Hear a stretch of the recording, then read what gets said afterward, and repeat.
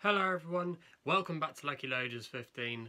In this video we'll be previewing day 4 of the Cheltenham Festival, the feature day of the meeting where the feature race is the Gold Cup. It's going to be an absolute spectacle and I can't wait to see the showpiece finale on day 4 of the festival. But without further ado, we'll give you a selection for all 7 races tomorrow, and the first race tomorrow kicks off at 1:30 as it always does with the Triumph Hurdle. Now for a lot of people this week's banker of the festival is running in this, Sir Eric, and I do think he's got a very good chance of going very close, but at the prices for me now he's a little bit short and I do want to take him on. And I'm going to be taking him on with a horse that I really like because he's a very gritty, determined horse, and that's Quel, who's 9-1 at the moment with bookmakers. He's trained by Paul Nicholls, who's doing really quite well at the festival at the moment. Froden on top of the game have won for him so far. Harry Cobden, his main man these days, has booked for the ride. Now this horse has won its last 5 starts, including a run at Cheltenham earlier in the year, so that's definitely a good piece of form coming in here. There's been a few people that have criticised him, saying he hasn't beaten much, but every time he races he always wears his heart on his sleeve and he leaves nothing behind, and he's a very tough nut to crack, and he's very slick over his hurdles as well. His jumping is very impressive for a horse so young, and he's got quite a bit of experience which could be key in this field. I think Sir Eric was maybe flattered by the way he won at Leopardstown at the Dublin Racing Festival, and I think he's going to be given a lot more of a race compared to his previous runs.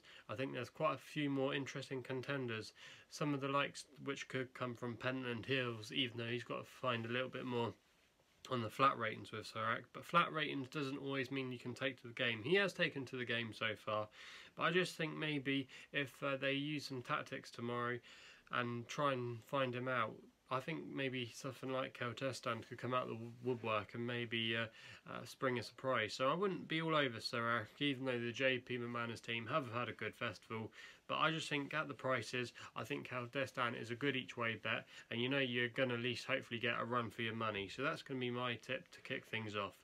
We then go to the county hurdle now, and I think I found a nice one here, quite a bit of a good price with the places on offer. There's 6 places with some bookmakers, and that's Western Ryder. Now this horse is currently 16-1. I think this will be a good each way bet tomorrow. I think it got off a lot short as well. I wouldn't be at all surprised if it went off maybe 8 or 9-1. Trained by Warren Greatorex, and Harry Till, conditional jockey, claims 5 in this race tomorrow. Now this horse has got some very good form next to his name. He's been running in a lot of graded races behind the likes of Silver Streak, who placed in the Champion Hurdle the other day, even though that race was a total mess. But nonetheless, that's still good form. He's a previous course winner. He finished 3rd in the international hurdle at Cheltenham back in December. The form's worked out okay, again with Silver Streak, who he's met quite a few times. Also as well, he beat We Have a Dream that won the Moor Battle Hurdle at Kelso. So he's got some really good form going back through his career, going back into a handicap, running off a mark pretty much of 145. He could be well handicapped in this field, and I think sometimes class can prevail. There's quite a few other interesting runners. I thought Mr. Adjudicator was quite interesting, but just the lack of the run might put me off. But Willie Mullins can pull something like that off. But for me, Western Ryder, I thought tomorrow was a good solid each way bet, and you can't really mock his form, and this is going to be a little bit more easier compared to what he's been running in. So for me, Western Ryder is definitely a good solid each way bet tomorrow, and it wouldn't at all surprise me if maybe you could just put some of his promising form behind him and maybe sneak up with a win. So that's going to be my selection there. We then go to the Albert Bartlett, and this is a really tricky race. Now a lot of people might not realise that if you're just an average punter and you don't really follow the sport a lot, that you normally want to be avoiding the front of the market in this race, because if you look at the front of the market this year, you've got a lot of horses that don't have a lot of experience, and normally the profile of the winner of this race is horses that has had a lot of runs under their belt, and you want to be looking at horses that you know that are going to be able to cope with the distance, they're going to stay all day, and maybe some of the sexier horses are more long-term prospects and maybe not capable to win an Albert Bartlett. Those could be the likes of Birchdale, Dicky Diver, also as well Allaho as well for Willie Mullins. They're horses that might have nice futures, but this race might come a bit too soon for them. I was tossing this one up the selection I'm about to give you, and also as well a horse called Darren Ross. But the one I'm going to go for is Rhinestone, and I think he's definitely capable of winning a race like this. Now this horse is trained by Joseph O'Brien, and Mark Welsh is booked for the ride. Both have had a good festival so far, and the colours are JP again, so definitely got to take their chance seriously tomorrow. Now, Rhinestone for me, a 14 to 1. I think he's just a bit of a big price. And again, you can get multiple places out there. I think he's good each way bet. He finished second last time at Leopardstown behind Commander of Fleet, where he gave him a really good battle. And he's a horse that likes to dig in, I think. And he likes the attrition. And I think going up even further in trip tomorrow will definitely help him. He's got the experience in the bag. He finished 9th in the Champion Bumper, which actually is quite a good piece of form. There's been lots of winners come out of that race, so it wasn't a bad Champion Bumper last year. And I just think Rhinestone, he's going to be set for this. And I think out of all the JP runners, he's the one you want to be backing. A danger could be Liz Nagana Oscar, but I'm just wondering if that horse did have maybe a strong race. And I'd like to back something at a bit more of a price, and that's why I'm going to go for Rhinestone tomorrow. I think he has a very good chance to go very close. So that's going to be my tip there. We then go to the 3:30, which is the Gold Cup. Now, for the people I do a bit of YouTube work for called the Punters page, I actually did put up Native River, and I still think he's got a good chance tomorrow. And I've actually called Colin Tizard 1, 2, 3 there. I wouldn't be at all surprised if Native River, Thistlecrack and Elegant Escape all finished together in the first three. I think it's definitely a good shout. But for me, I'm just keep changing my mind, and the one that I'm going for is my final selection for the race, because I think he's really good value. I'm not saying he's going to win, but it'll be there or thereabouts at the end, and this is what you need, is the stamina, and that's Elegant Escape. Now, he's 20 to 1 with bookmakers at the moment, trained by Colin Tizard, and Tom O'Brien is booked for the ride. Now, this horse has actually got a profile of a Gold Cup winner, coming from the Welsh Grand National angle, and Welsh Grand National runners have got a good record in this race. Obviously, Native River was a Welsh Grand National winner, in the year that he won it, he went on to finish third in the Cheltenham Gold Cup, and then also as well synchronised back for John Joe O'Neill, and AP McCoy came down that route as well. So it has thrown up winners in the past, and also as well some good contenders, and Elegant Escape fits that bill. He finished third in the RSA last year, which was a good run. I think he's definitely improved since then as well, and I think he's a bit more of a streetwise horse. The form of the Welsh Grand Nationals worked out not too bad. Brahma Sister Tele ran a good race in the English Grand National trial at Haydock a couple of months ago. And also as well, his run last time out, Elegant Escape, has been boosted today by Frodon, who was our only winner of the day in the Cotswold Chase. He's been boosted from that form line, obviously. So I just think Elegant Escape, if he jumped that day, he would have probably won that Cotswold Chase. And that's the only concern about him, is his jumping. But he's going to have that stamina where a lot might just get found out. And for me, the prices, I think he's a cracking each way bet. But you can make a case for so many in here. The main danger for me probably could be Clan de Zobo for what he's done on his most recent starts. But I'm just maybe a little bit unsure about him at the prices, and I would want to take him on with something a bit bigger, and I'm hoping Elegant Escape can be that one. So that's going to be my tip there.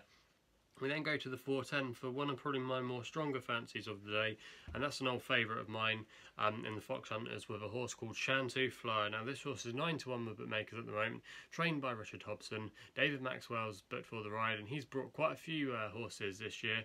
Been taking them on hunter chases, and also as well under rules. And Shantou Flyer has been brought for this race in mind. He's got a fantastic record at the track. He was winning here when he was trained by Rebecca Curtis. He's running an English Grand National. He's got the big race experience. He finished second here in the Ultima Handicap Chase at the festival last year when I backed him that day, and he was pretty unlucky really just to get beaten. He was running on really strongly in the end, and I think he's been acquired for this race in mind. He's won his most two recent starts at Fontwell and as well at Quel, so for me he's a cracking each way bet tomorrow, and with some multiple places out there he's going to go close, and I think he's going to take quite a lot of beating if he's in the mood. So that's going to be my tip there. In the Foxhunters, the Grand Annual looked a tricky race for me, but one I thought at a price that could run fairly well was a horse called Marracudja. Now this horse is 20 to 1 bookmakers at the moment, trained by Dan Skelton, and Harry Skelton's booked for the ride. Both are already on the winners for the festival so far this year. Now, Marracudja used to be a horse trained by Paul Nicholls, but since he's gone to the Skeltons, he's been running okay. His most recent run came at Wetherby, where he finished second. The form worked out quite well with Sue Smith's horse winning at Doncaster the next time out, so that's not bad form line. And I just thought Marracudja tomorrow, a track that he's won on before, he won't mind the ground as well. Sorry there.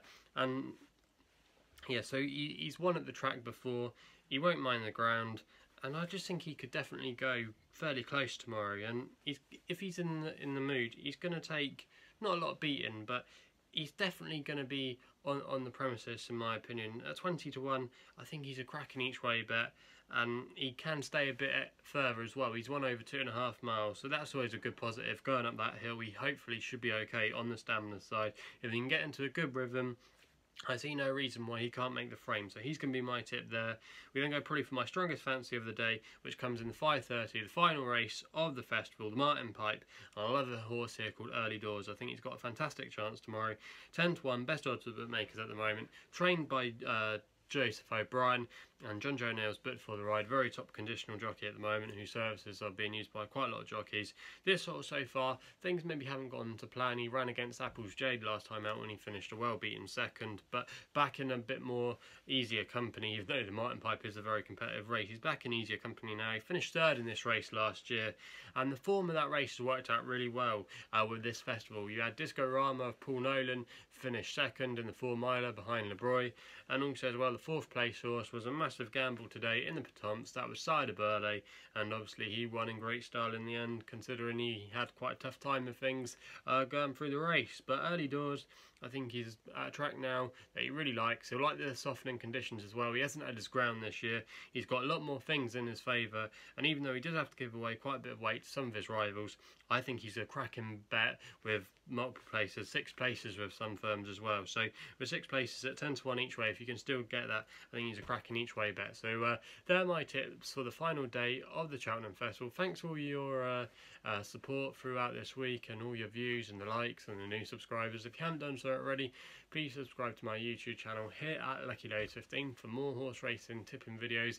I normally do better away from the festival. The festival is always a hard race, and not hard race, but always a hard time to predict winners.